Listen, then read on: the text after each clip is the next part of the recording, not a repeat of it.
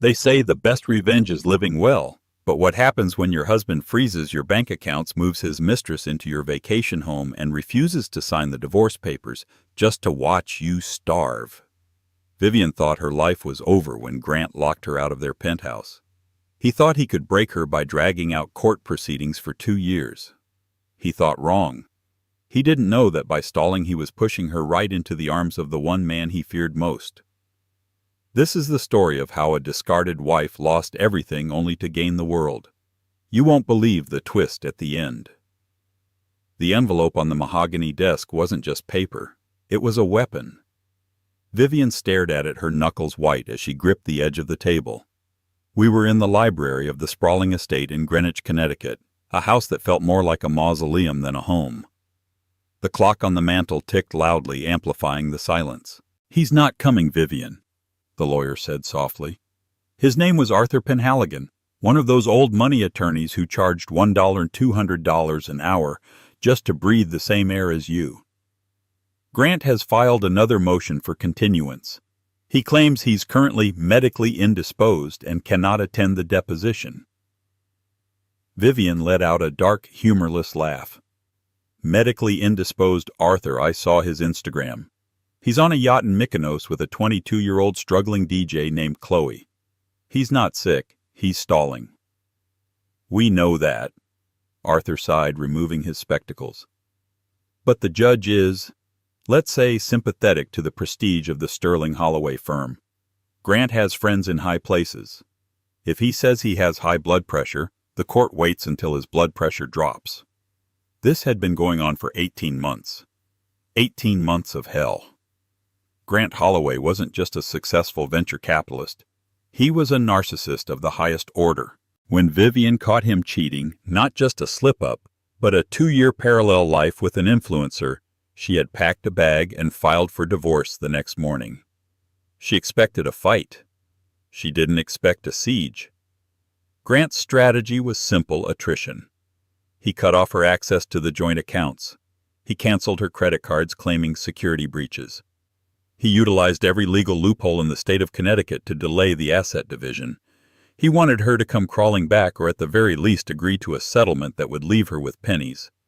"I can't keep doing this, Arthur," Vivian whispered, looking at the rain lashing against the window. "I have $300 to my name. I'm staying in a studio apartment in Queens that smells like boiled cabbage because I can't afford a hotel. I was a partner at an art gallery before I married him. I had a life. And we will get it back," Arthur promised, though he didn't look convincing. "But right now, unless you sign the NDA and the settlement he offered, which is frankly insulting, we have to wait for the court date in November." November. It was currently July. Vivian stood up, smoothing down the skirt of the only designer suit she hadn't sold on the real yet. "I won't sign. I helped him build Holloway Ventures. I hosted the dinners, I charmed the investors, I proofread the pitch decks when he was too drunk to see straight. I earned my share." She walked out of the office and into the humid New York afternoon. Her phone buzzed. It was a notification from a friend, a screenshot of a TMZ article. Headline: Grant Holloway spotted at the Pierre with mystery blonde. Sources say the divorce is amicable and wife is mentally unstable. Vivian felt the bile rise in her throat. Mentally unstable. That was his new narrative. If he could paint her as crazy, he could invalidate the prenup modification they signed 5 years ago. She needed money. She needed a job. But Grant had blacklisted her. Every gallery in Manhattan knew that hiring Vivian meant losing Grant's patronage. He was strangling her slowly, publicly, and with a smile. She walked toward the subway, her heels clicking on the pavement. She stopped at a bodega to buy a bottle of water, counting out the loose change in her purse. "Declined?" the cashier said, bored. "Excuse me." "Card declined." Vivian froze. It was her personal debit card, the one account Grant wasn't supposed to be able to touch. She checked her banking app. Balance: $450. Overdraft fees. A text popped up from Grant. "Oops, looks like the IRS audited our joint tax filings from 2019. Since we're still legally married, they froze everything until it's sorted. Could take months. If you need cash, Chloe suggests you try DoorDash. I hear they're hiring. XOXO. Vivian stared at the screen until the tears blurred the text. He wasn't just dragging it out. He was hunting her. She walked out of the bodega waterless and sat on a bench in Central Park. She looked up at the towering luxury condos of Billionaire's Row. Somewhere up there, people were safe. I will kill him, she muttered to herself. I will absolutely destroy him. But she didn't have a weapon, not yet. What she didn't know was that the weapon was about to walk into her life, and he wouldn't look like a lawyer or a judge. He would look like the devil in a bespoke Tom Ford tuxedo. 3 weeks later, Vivian wasn't doing DoorDash. She was doing something arguably more humiliating for a woman who used to chair the Met Gala committee she was working catering.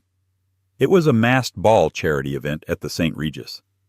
The agency didn't care who she was as long as she could balance a tray of champagne flutes and remain invisible. The mask requirement was a blessing. It hid her face. If anyone from her old life saw her serving hors d'oeuvres, the gossip would destroy what little dignity she had left. The ballroom was a sea of silk diamonds and hollow laughter. Vivian moved through the crowd like a ghost dodging groping hands and spilled drinks. "Champagne, sir?" she asked a group of men near the orchestra. One of them turned. Vivian's blood ran cold. It was Preston Calloway, one of Grant's best friends and his CFO. He was laughing, holding a scotch. "So I told Grant," Preston bellowed, "just wait until the vesting period hits in October. Once the IPO goes public, the valuation triples. If he's still married, he can claim spousal immunity on the older assets if the SEC comes knocking. He just needs to keep the bitch on the hook for 3 more months." Vivian's hand trembled. The champagne flutes rattled. IPO vesting period. Grant had told the court his company was near bankruptcy. He claimed the assets were worthless, but Preston just admitted they were about to triple in value, and Grant was stalling the divorce to use Vivian as a legal shield against the SEC Securities and Exchange Commission. He was committing fraud, and he was using her as the scapegoat. She was so stunned she didn't notice the man stepping backward behind her. Crash! Vivian collided with a solid wall of muscle. The tray tipped. 5 flutes of vintage Dom Perignon cascaded down the back of a midnight blue tuxedo jacket. The music seemed to stop. The nearby conversation died instantly. Vivian gasped, dropping to her knees to pick up the glass shards. "Oh my God! I am so sorry. I am so sorry." She looked up. The man she had soaked turned around slowly. He wasn't wearing a mask. He didn't need to. When you are Sterling Vance, you are the face of power. Sterling Vance, owner of Vance Global, tech mogul, aerospace pioneer, a man worth roughly $40 billion. He was known for 2 things: his ruthlessness in business and his absolute hatred of the press. He was the Wolf of Wall Street, if the wolf had actual teeth and didn't do drugs. He looked down at his ruined jacket, then at Vivian. His eyes were a piercing, icy gray. "You," Preston Calloway sneered, stepping in. "You clumsy idiot. Do you know who this is? You just ruined a $10,000 jacket." Preston grabbed Vivian's arm to haul her up. "Security, get this trash out of—" "Let her go," a deep voice rumbled. It wasn't loud, but it silenced the room. Sterling Vance didn't shout. He commanded. Preston released Vivian immediately, looking terrified. "Mr. Vance, I was just handling the help. She ruined your suit." Sterling ignored Preston entirely. He looked down at Vivian, who was still on her knees, a piece of glass cutting slightly into her palm. He saw the blood. He saw the terrified eyes behind her cheap lace mask. He extended a hand. "Stand up," Sterling said. Vivian hesitated, then took his hand. His grip was warm and firm. He pulled her to her feet with effortless strength. I can't pay for the cleaning. Vivian stammered, her voice breaking. I'll lose this job. Sterling looked at her intently. He tilted his head, studying her eyes. He didn't look angry. He looked intrigued. You're Vivian Holloway, he said. It wasn't a question. Vivian froze. She reached up and ripped the mask off. There was no point in hiding now. I was Vivian Holloway. Now I'm just the waitress who ruined your night. Preston Calloway's jaw dropped. Vivian Grant's wife, Jesus, look at you. This is pathetic. Sterling's gaze snapped to Preston. The temperature in the room seemed to drop 10 degrees. Mr. Calloway, Sterling said, his voice smooth as velvet but sharp as a razor. I believe I heard you discussing an upcoming IPO for Holloway Ventures. Something about avoiding the SEC. Preston turned pale. That was private conversation. Jokes among friends. I don't find fraud funny, Sterling said. He turned back to Vivian. He took off his soaked tuxedo jacket, revealing a crisp white shirt underneath, and draped the heavy wet jacket over a nearby chair. Ms. Holloway, Sterling said, my car is outside. I think you and I have something to discuss. I'm on shift, Vivian whispered, though her heart was pounding against her ribs. Not anymore, Sterling said. He signaled to the floor manager, who was rushing over. She's finished for the night. Put her wages on my tab. Actually add a 0 to it. He looked at Vivian, extending his elbow. Walk with me, unless you prefer to stay here and listen to Mr. Calloway explain how your husband is swindling you. Vivian looked at Preston, who was frantically texting on his phone, probably warning Grant. She looked at the catering manager, who was glaring at her. Then she looked at Sterling Vance, a man who could buy and sell her husband 10 times over before breakfast. She untied her apron, let it drop to the floor, and took his arm. Lead the way, Mr. Vance. As they walked out of the St. Regis, cameras flashed. The photo that would hit the internet the next morning wouldn't be of a crying woman. It would be of Vivian, head held high, walking arm in arm with the most eligible bachelor on the planet. Grant Holloway was about to choke on his morning mimosa. The interior of the Rolls-Royce Phantom was quieter than a church confession booth. The city lights of Manhattan blurred into streaks of gold and neon red against the tinted, rain-slicked windows. Vivian sat rigidly on the butter-soft leather, her hands still trembling slightly. She was sitting next to a man who was essentially an economic superpower, wearing a stained catering uniform.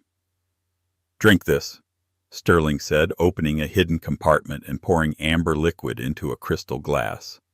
It's Macallan 25. It burns, but it settles the nerves. Vivian took it. She downed it in one gulp. It burned, but the warmth that spread through her chest was grounding. Why? She asked, her voice finding its strength. Why help me? You don't do charity, Mr. Vance. Everyone knows that. Sterling turned to look at her, his face illuminated by the passing streetlights. You're right. I don't do charity. I do investments. And right now you are a distressed asset with incredibly high potential yield. I'm a waitress with negative $400 in her bank account, Vivian countered. No, Sterling corrected. You are the only person who knows the intimate details of Grant Holloway's life during the years he was allegedly building his empire. Preston Calloway has a big mouth, but he's right about one thing: the IPO. Grant is trying to take Holloway Ventures public in October. He's valuing the company at $2 billion. It's a house of cards, Vivian said bitterly. I saw the books before he locked me out. He's moving debt into shell companies. Sterling smiled, a predatory expression that didn't reach his eyes. Exactly. And I want to burn that house down. Grant stole the proprietary algorithm for my first logistics platform 7 years ago.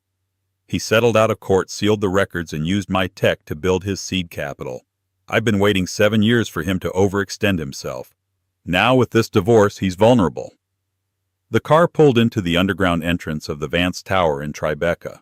Security guards, massive men in earpieces, opened the doors before the car even fully stopped. They took a private elevator to the penthouse. When the doors opened, Vivian gasped. It wasn't just an apartment, it was a fortress of glass and steel overlooking the Hudson River. "I have clothes in the guest suite," Sterling said, walking toward a massive oak desk that dominated the living area. "My sister stays here when she's in town. She's about your size. Shower, change, then come back here. We have work to do." Vivian hesitated. "Work? You want your life back, Vivian?" Sterling asked, loosening his tie. "You want to humiliate the man who left you penniless while he parties in Mykonos? Then stop acting like a victim. Go wash the catering off you. Tonight we stop playing defense." 30 minutes later, Vivian emerged. She was wearing a silk cashmere lounge set that probably cost more than her first car. Her hair was wet, combed back, revealing the sharp, aristocratic bone structure that Grant had once loved to show off at galas. Sterling was on the phone speaking in rapid-fire Mandarin. He hung up when he saw her. "Better," he said. He gestured to the chair opposite him. On the desk there were stacks of files. "I need you to think, Vivian. Think back to 2019. The tax audit Grant mentioned in his text. Did you sign the returns?" Vivian closed her eyes, casting her mind back to that year. It was the year Grant had bought the villa in St. Bart's, the year he had started staying late at the office. "I signed them," she said slowly.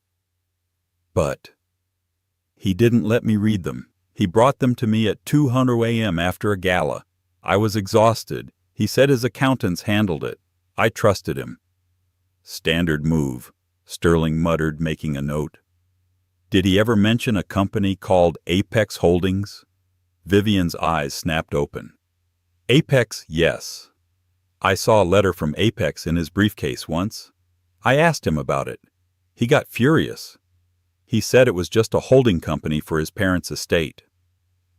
Sterling slid a piece of paper across the desk. It was a corporate registry document from the Cayman Islands. "Apex Holdings isn't his parents' estate," Sterling said grimly. "It's the entity where he's hiding the intellectual property rights to his software. He's licensing his own tech to his own company at exorbitant rates to artificially lower his profits so he doesn't have to pay you alimony. Then once the divorce is final, he'll acquire Apex and the money will flow back to him tax-free." Vivian felt sick. "He's stealing our marital assets and charging the company for it." "It's fraud, tax evasion, and insider trading all wrapped in a bow," Sterling said. "But we need proof. Physical proof. Did he keep a physical ledger? A hard drive? Anything offline?" Vivian stood up and walked to the window.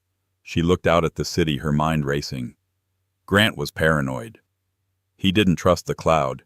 He always said hackers were everywhere. "The safe," she whispered. "The one in the Greenwich house?" Sterling asked. "My team says he emptied it." "No." Vivian turned around, a fire igniting in her eyes. "Not the one in the house. The one on the boat." Sterling raised an eyebrow. "The yacht in Mykonos?" "No. The old fishing boat. The Lady V. He bought it when we first got married. He keeps it docked in a ragged marina in New Jersey. He tells everyone he sold it years ago, but I know he pays the slip fees in cash. He calls it his meditation spot. He goes there when he thinks the walls are closing in." Sterling stared at her for a long moment. A slow smile spread across his face. It changed his entire demeanor, making him look less like a machine and more like a man who had just found gold. "New Jersey," Sterling said, picking up his phone. "I love New Jersey." He dialed a number. "Prepare the helicopter. And call Helen Thorne. Tell her I have a case that's going to get her disbarred if she's not careful. She'll love it." He looked at Vivian. "Get some sleep, Mrs. Holloway. Tomorrow we go fishing." The next morning, Vivian woke up to the smell of espresso and the sight of a clothing rack rolling into her room. A petite woman with severe glasses and a tape measure around her neck was standing there. "Mr. Vance said you need battle armor," the woman said briskly. "I am Claudette. I have pulled pieces from the archives. Dior McQueen Saint Laurent. Sharp shoulders, aggressive silhouettes. If you are going to war, you cannot look like a wife. You must look like a widow who just buried the husband she killed. Vivian touched the fabric of a black blazer. It was structured powerful. She realized Sterling wasn't just helping her legally, he was rebranding her. By 10:00 a.m., Vivian was transformed. She wore a sharp white architectural blouse, high-waisted black trousers that elongated her legs, and stilettos that could puncture a lung. Her hair was blown out straight and sleek. She walked into the main room. Sterling was there, dressed in a gray suit, reading a tablet. He looked up, and for a second he didn't say anything. He just nodded. "Helen is here," he said. Sitting on the sofa was a woman who looked like a grandmother but had the reputation of a cartel enforcer. Helen Thorne, the divorce attorney who had famously stripped a Russian oligarch of his superyacht and his private island in a single hearing. "So," Helen said, her voice raspy from years of smoking, "this is the woman Grant Holloway thinks is stupid." "He thinks I'm weak," Vivian corrected, sitting down. "There's a difference." "Good?" Helen grinned. "I like the weak ones. They have better surprise attacks." Helen opened a folder. "Sterling briefed me on the Lady V boat in New Jersey. His security team went there at 4:00 a.m. They didn't break in, that would be illegal. But they did acquire the marina's security logs and found a very interesting discrepancy in the ownership papers. The boat is registered to Chloe Miller." Vivian's jaw tightened. "His mistress?" "Exactly," Helen said. "Which means if we can prove Chloe doesn't have the income to buy that boat, it's a gift of marital assets. That opens the door for a forensic audit of her accounts. And through her we get to Grant." "But we need to rattle him first," Sterling interjected. "Grant is comfortable. He thinks Vivian is destitute. He needs to see that the dynamic has shifted." "Lunch," Vivian said suddenly. They both looked at her. "Grant is back from Mykonos today," Vivian said. "He always goes to the grill on 52nd Street for a welcome home power lunch with his partners on Tuesdays. It's a ritual. He sits at the center table." Sterling checked his watch. "It's 11:30. If we leave now, we can take the table right next to him." "I can't afford lunch at the grill," Vivian said, her old reflex kicking in. Sterling stood up and buttoned his jacket. He walked over to her, invading her personal space just enough to make her breath hitch. "Vivian," he said softly, "you are with me now. You don't pay for anything. You just sit there, look beautiful, and look at me like I'm the most fascinating man in the world.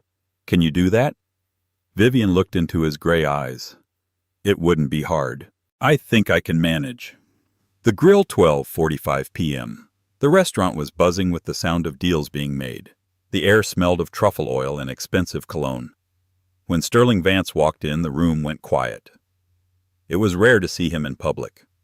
When they saw the woman on his arm, the quiet turned into a murmur. Vivian walked with her head high. She saw him immediately. Grant Holloway was sitting at the prime center table, tanned from grease, laughing loudly with Preston Calloway and two other bankers. He looked like the golden boy he always pretended to be. Then he looked up. His fork froze halfway to his mouth. He watched his destitute wife, who was supposed to be serving appetizers or crying in Queens, being led by the maitre d' to the private alcove table, the one reserved for royalty and presidents. He watched Sterling Vance pull out her chair. He watched Vivian laugh at something Sterling whispered, a light, carefree sound Grant hadn't heard in years. Grant's face turned a blotchy red. He shoved his chair back and stood up. "Grant, sit down," Preston hissed. "That's Sterling Vance." Grant ignored him. He marched over to their table. "Vivian." His voice was a mix of shock and fury. Vivian turned slowly, sipping her sparkling water. She looked at him with cool detachment. "Hello, Grant. You're back early. I thought Chloe needed more time to work on her tan." Grant's knuckles gripped the edge of their table. "What the hell is this? Who is paying for this?" "You're broke, Vivian. You're embarrassing yourself." Sterling didn't even look up from his menu. "Your wife is having lunch, Holloway. Lower your voice or I'll have security remove you." Grant sneered at Sterling. "Stay out of this, Vance. You don't know her. She's a leech. She's trying to bleed me dry." He turned back to Vivian. "You think being seen with him scares me?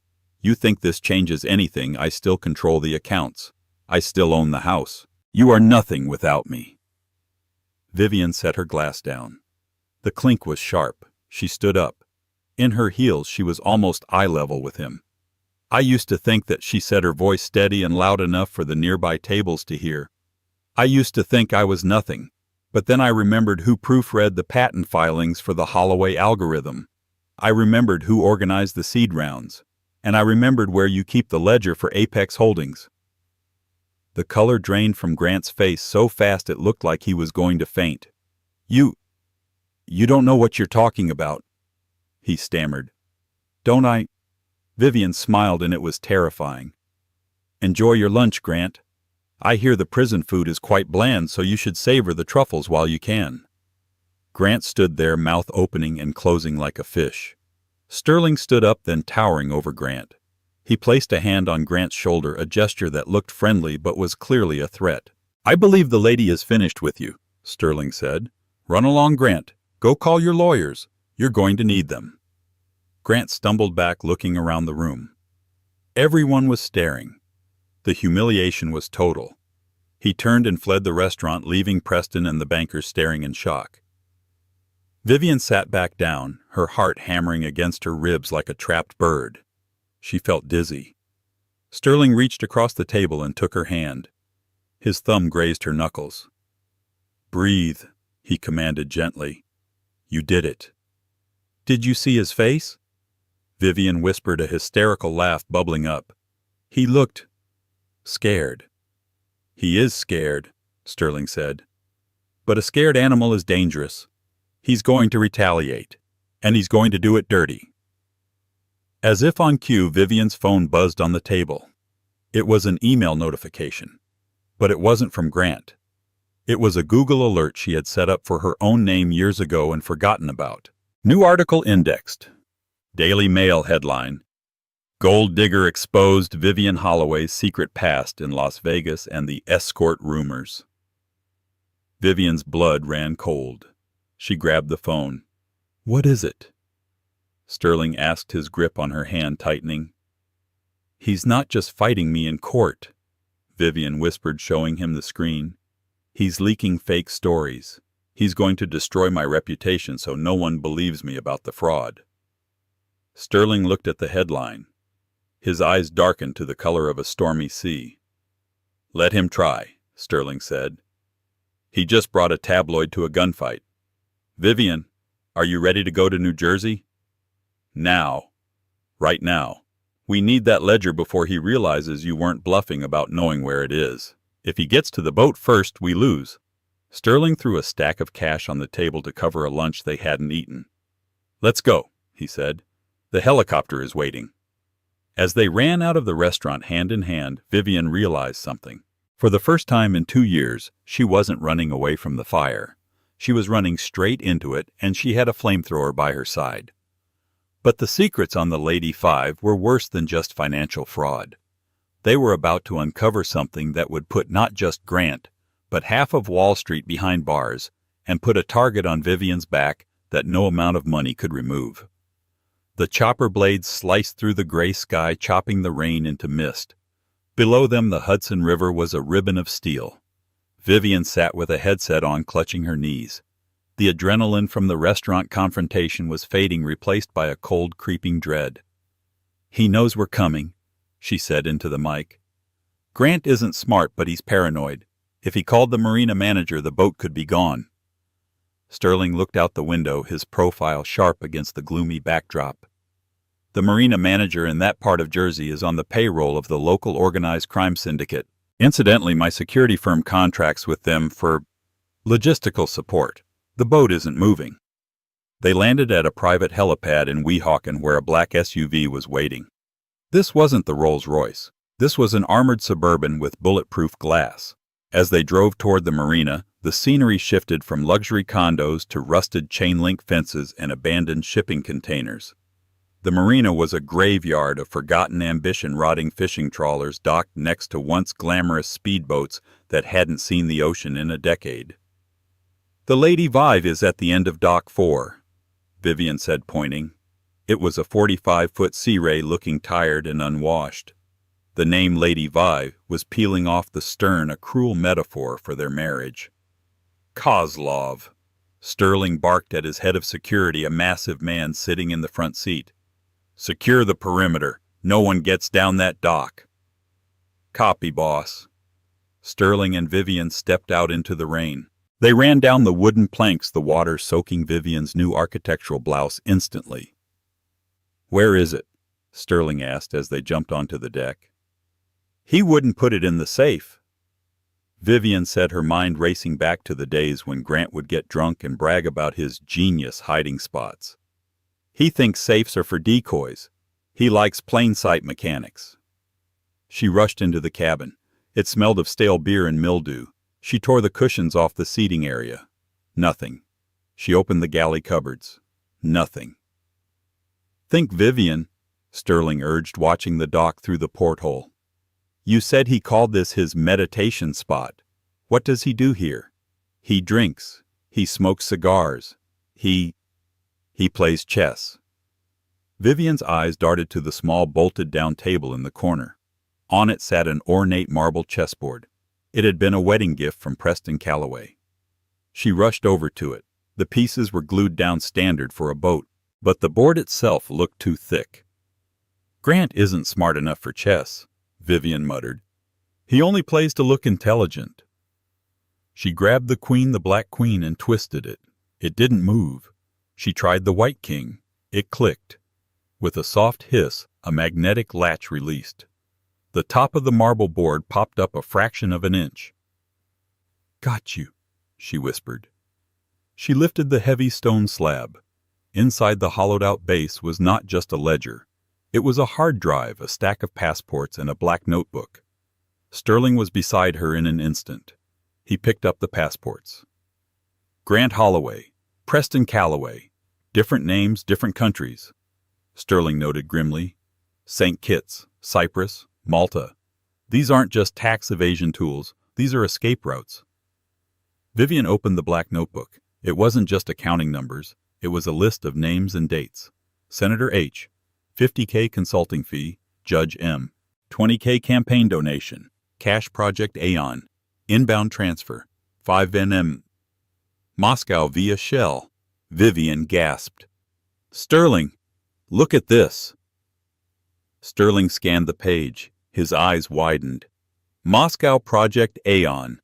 That's a sanctioned Russian energy consortium. Grant isn't just hiding assets from you. He's laundering money for entities on the OFAC watch list. This is treason-level fraud."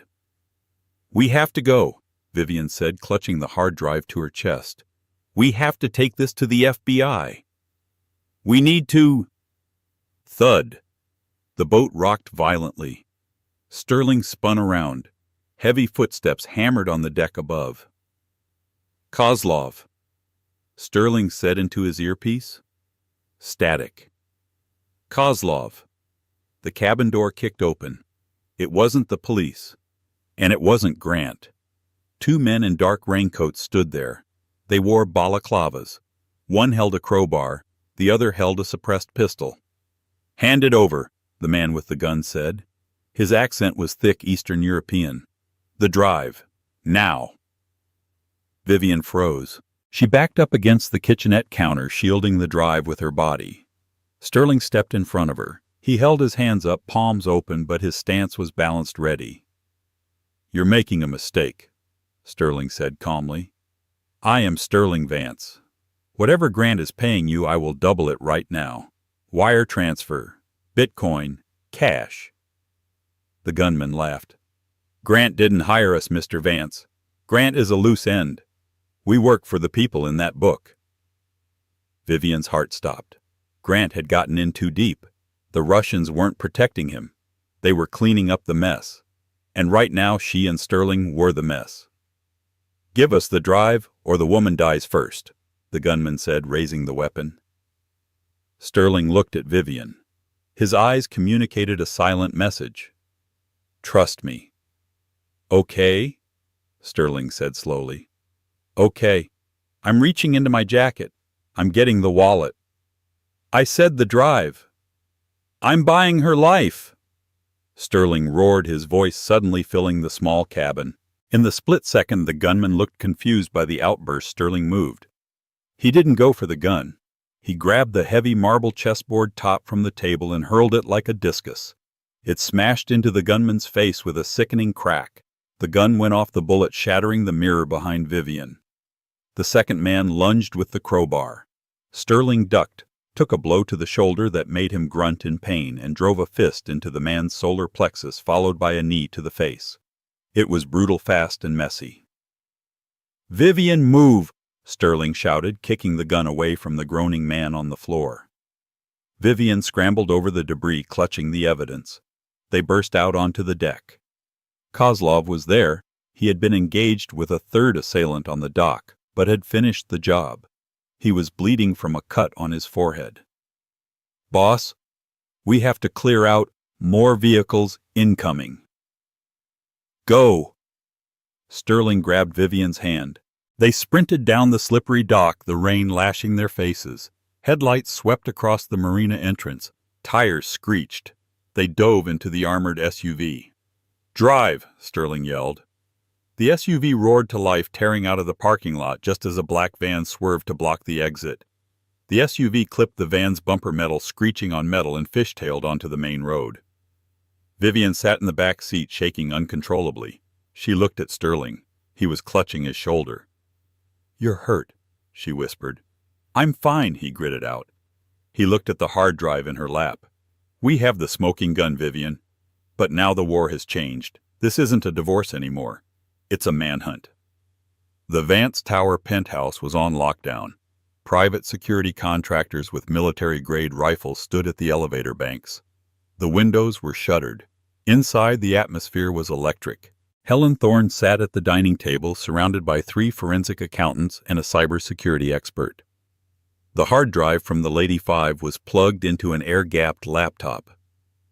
Vivian sat on the sofa, a blanket wrapped around her. A doctor had just finished bandaging a cut on her arm from the shattered mirror. Across the room, Sterling was having his shoulder iced. He had refused to go to the hospital. "Well," Helen said, taking off her glasses and rubbing her temples, "I've been a divorce lawyer for 30 years. I've seen hidden assets. I've seen secret families. I've seen drug stashes. But this," she pointed at the screen, "this is the holy grail of corporate RICO cases." "Break it down," Sterling said, walking over.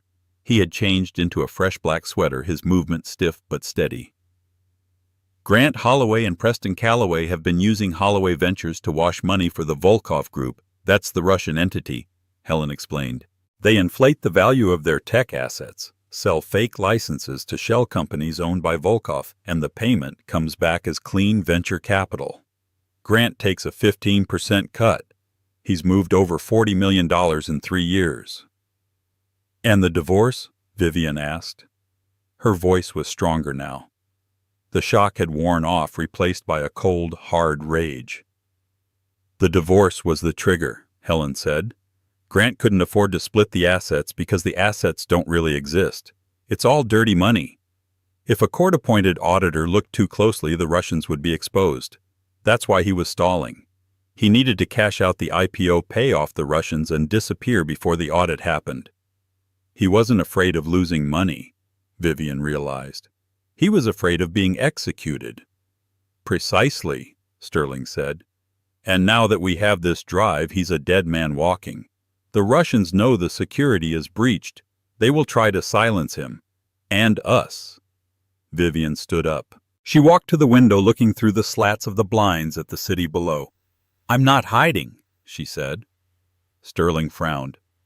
"Vivian, there are hitmen looking for this drive." "No." She turned to face them. "If we hide, we look guilty. Grant is already spinning the narrative. Look at the news." She turned on the massive TV on the wall. "Breaking news: tech mogul. Grant Holloway accuses estranged wife of corporate espionage. On the screen, Grant was standing on the steps of the courthouse looking disheveled and frantic. He was playing the victim perfectly. "My wife," Grant stammered into the microphones, "has been manipulated by a corporate rival, Sterling Vance. They stole proprietary trade secrets today. They assaulted my staff. She is mentally unwell and dangerous." Vivian watched the screen, her face unreadable. "He's trying to get ahead of the story," Helen said. "He wants to get a warrant for your arrest so the police seize the drive before we can decrypt it all." "Then we give it to them," Vivian said. The room went silent. "What?" Sterling asked. "We don't give it to the police," Vivian clarified. "We give it to the world. Grant thrives in the shadows. The Russians thrive in the shadows. So let's turn on the lights, all of them." She looked at Sterling. "You own a media conglomerate, don't you? The New York Chronicle?" Sterling smiled slowly. "I do." "I want an interview," Vivian said. "Live. Tonight. I want to walk into the lion's den and drop the meat right on the floor." Helen Thorne cackled, lighting a cigarette despite the no-smoking rule of the penthouse. "God, I love this woman. Sterling, she's smarter than you." "Set up the interview," Sterling ordered his assistant. "Prime time, 8:00 p.m. 8:00 p.m. The broadcast. The studio lights were blinding. Vivian sat in a white chair wearing the same sharp black suit she had worn to the marina, cleaned, but with the faint stain of engine grease still on the cuff, a badge of honor. Across from her was the most respected news anchor in the country. The camera light turned red. "Tonight," the anchor began, "a story of high finance betrayal and a manhunt in Manhattan. We are joined by Vivian Holloway." Vivian looked directly into the camera lens. She didn't look at the anchor. She looked at Grant. She knew he was watching. "I'm not here to talk about my marriage," Vivian began, her voice crystal clear. "I'm here to talk about where your 401k money actually goes." For 20 minutes, Vivian didn't just tell her story. She dismantled Grant's life. She explained the shell companies. She named Apex Holdings. She explained the Volkov connection, and then the coup de grace. "I have submitted all evidence to the FBI and the SEC as of 1 hour ago," Vivian said. "But there is one thing the FBI can't do. They can't give me back the years I wasted believing in a man who sold his soul for a yacht." She leaned forward. "Grant, I know you're watching. The Russians know you lost the drive. You're not useful to them anymore. You're a liability. If I were you, I wouldn't be worrying about your wife. I'd be running." The feed cut. Silence in the studio. Then applause from the crew. Vivian walked off the set trembling. Sterling was waiting in the wings. He didn't say a word. He just pulled her into a hug, burying his face in her hair. "You were magnificent," he whispered. "Is it over?" she asked. "The fraud is exposed," Sterling said. "The stock for Holloway Ventures just crashed 80% in after-hours trading. He's ruined." But he wasn't just ruined. He was desperate. As they exited the studio to a wall of paparazzi, Sterling's security team formed a wedge. "Get to the car!" Kozlov shouted. Suddenly a figure lunged from the crowd of photographers. It wasn't a hitman, it was Grant. He looked deranged. His eyes were wild, his shirt torn. He had a small silver pistol in his hand, a frantic amateur weapon. "You bitch!" Grant screamed, raising the gun. "You ruined everything!" Time seemed to slow down. Kozlov was too far away. Sterling lunged to cover Vivian, but he was on her right and Grant was on her left. Vivian didn't scream. She didn't cower. She swung her heavy leather handbag, weighted down by the hard drive backup she refused to let go of, and smashed it into Grant's outstretched arm. The gun clattered to the pavement. Grant shrieked, grabbing his wrist. Before he could recover, Vivian stepped forward and slapped him. A full-force open palm strike that echoed like a gunshot. "That," she snarled, standing over him as he cowered, "is for the cabbage-smelling apartment in Queens." Security swarmed Grant, pinning him to the concrete. Sirens wailed in the distance. The paparazzi flashes went off like a strobe light, capturing the image that would define the decade. Vivian Holloway standing tall like an avenging angel, while her billionaire ex-husband lay sobbing at her feet in the gutter. Sterling stood back watching her. He realized then that he hadn't saved her. She had saved herself, and he was hopelessly, completely in love with her. But as the police dragged Grant away, he screamed one last thing. "It's not over. You don't know what Preston did. You don't know what he put in the—" Grant was shoved into the back of a squad car before he could finish. Vivian looked at Sterling. What did he mean? Sterling's phone buzzed. It was a text from Helen Thorne. "We just decrypted the final folder on the drive. It's not just money, it's biology. Vivian, you need to get back here, now." The war wasn't over. The money was just the surface. The real secret, the one that could still get them killed, was buried in the tech itself. The silence in the penthouse was heavy, broken only by the hum of the server cooling fans. Vivian stood frozen, her hand gripping the back of a leather chair. "Biology," Vivian asked, her voice barely a whisper. "What does that mean?" Helen Thorne didn't look triumphant anymore. She looked sick. She turned the laptop screen toward Vivian.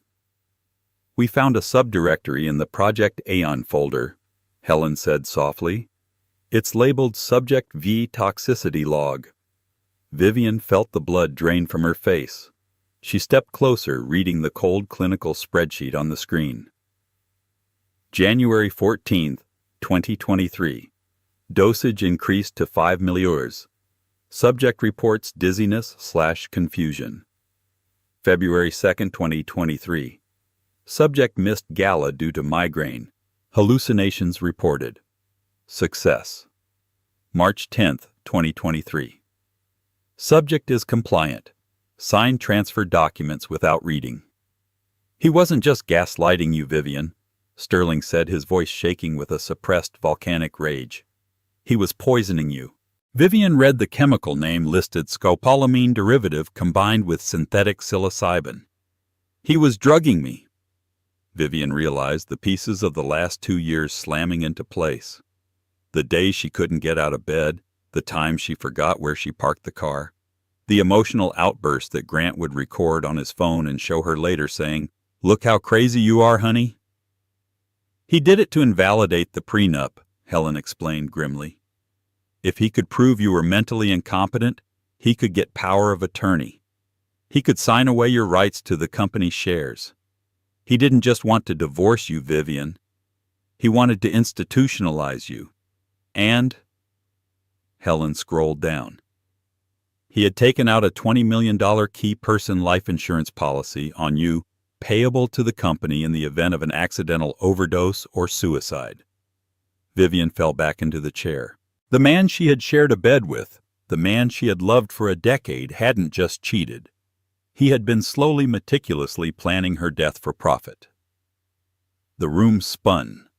Sterling was there instantly, kneeling beside her chair. He took her cold hands in his. "He can never hurt you again." Sterling swore, his gray eyes fierce.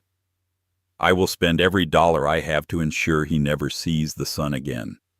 Vivian looked at the screen, then at Sterling. She didn't cry. The tears were gone. In their place was something harder, diamond hard. "No," Vivian said. "Don't just send him to prison. Make sure everyone knows. Release the toxicity logs. Release it all." 6 months later, the trial of the people versus Grant Holloway was the most watched event since the O.J. Simpson verdict. The courtroom in Lower Manhattan was packed. When the prosecution displayed the toxicity logs on the giant screens, a collective gasp went through the gallery. Grant, sitting at the defense table, looked like a husk of a man. His tan was gone. His hair was thinning. He wore a cheap suit provided by his public defender because all his assets had been frozen. Preston Calloway had turned state's witness in exchange for a reduced sentence of 5 years. He sang like a canary. He detailed the money laundering, the Russian connections, and the poisoning scheme. Vivian sat in the front row wearing pure white. She looked untouched, ethereal, and untouchable. When the jury foreman stood up, the room held its breath. We find the defendant Grant Holloway guilty on all counts, including attempted murder in the first-degree wire fraud and racketeering. The judge, the Honorable Judge Merrick Garland, a fictionalized version for the story, or use a generic name like Judge Arthur Vance to keep it safe, looked over his spectacles. Mr. Holloway, your greed knows no bounds. You are sentenced to 25 years in federal prison without the possibility of parole, followed by deportation proceedings for your dual citizenship violations. As the bailiffs cuffed Grant, he looked back at the gallery. He searched for Chloe, his mistress. She wasn't there. She had sold her story to Netflix and moved to Bali. Then Grant saw Vivian. He opened his mouth to speak, perhaps to beg, perhaps to curse. Vivian simply turned her head away and whispered something to the man sitting next to her. Sterling Vance. Sterling nodded, stood up, and offered Vivian his arm.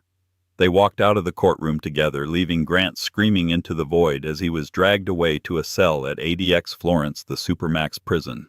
1 year later, the charity gala for the New York Neurological Institute was the event of the season. The paparazzi lined the red carpet outside the Met. They were shouting names, desperate for a shot. "Vivian, Vivian, look here!" A sleek black limousine pulled up. But this wasn't Sterling Vance's car. It was hers. Vivian stepped out. She was wearing a custom gold gown that shimmered like liquid fire. She wasn't just a socialite anymore. She was the CEO of Phoenix Logistics, a company she had started with the settlement money from the divorce money she had clawed back from Grant's hidden offshore accounts. She wasn't just a survivor. She was a tycoon. A reporter thrust a microphone in her face. "Vivian, is it true that Phoenix Logistics just surpassed Holloway Ventures' old valuation?" Vivian smiled. "We actually doubled it this morning." "And what about your personal life? Are the rumors true?" Vivian turned. Walking up the carpet behind her was Sterling Vance. He looked as dashing as ever, but he wasn't leading her. He was walking beside her. He stopped, took her hand, and kissed the ring finger. A massive 10-carat yellow diamond sat there. "They aren't rumors," Sterling said to the cameras. She finally said yes. The crowd went wild. Inside the gala, away from the cameras, they stood on the balcony overlooking Central Park. "You know," Sterling said, handing her a glass of champagne, "I was thinking about the day we met. You were covered in champagne and glass. And you were the rudest man in New York." Vivian laughed. "I was captivated," Sterling corrected. "I saw a woman who was broken but standing. Now, I see a woman who runs the world." Vivian looked out at the city lights. She thought about the cold apartment in Queens. She thought about the fear. She thought about the woman she used to be, the one who signed papers without reading them, who trusted blindly. That woman was gone. "I didn't want the world, Sterling," she said softly, leaning her head on his shoulder. "I just wanted to be free." "And now?" he asked. Vivian looked up at him, smiling, a genuine, radiant smile that reached her eyes. "Now," she said, clinking her glass against his, "I'm going to buy the yacht he loved so much and turn it into a floating garbage scow." Sterling threw his head back and laughed. "God, I love you." "I know," Vivian said. "I love me too." And as they stood there, two titans at the top of the world, Vivian knew the truth. The best revenge wasn't living well. The best revenge was outliving the version of yourself that tolerated less than you deserved. She ended up smiling next to a billionaire, yes. But more importantly, she ended up smiling at herself in the mirror. What a ride! From a catering waitress cleaning up broken glass to a CEO running an empire, Vivian's story proves that rock bottom is just the solid foundation you need to build something new. Grant thought he could bury her, but he forgot that she was a seed. This story isn't just about revenge. It's about reclaiming your power when the person you trust most tries to take it away. Vivian didn't just find a billionaire, she became her own hero first. If you enjoyed this story of justice, romance, and ultimate payback, please hit that like button, it really helps the channel.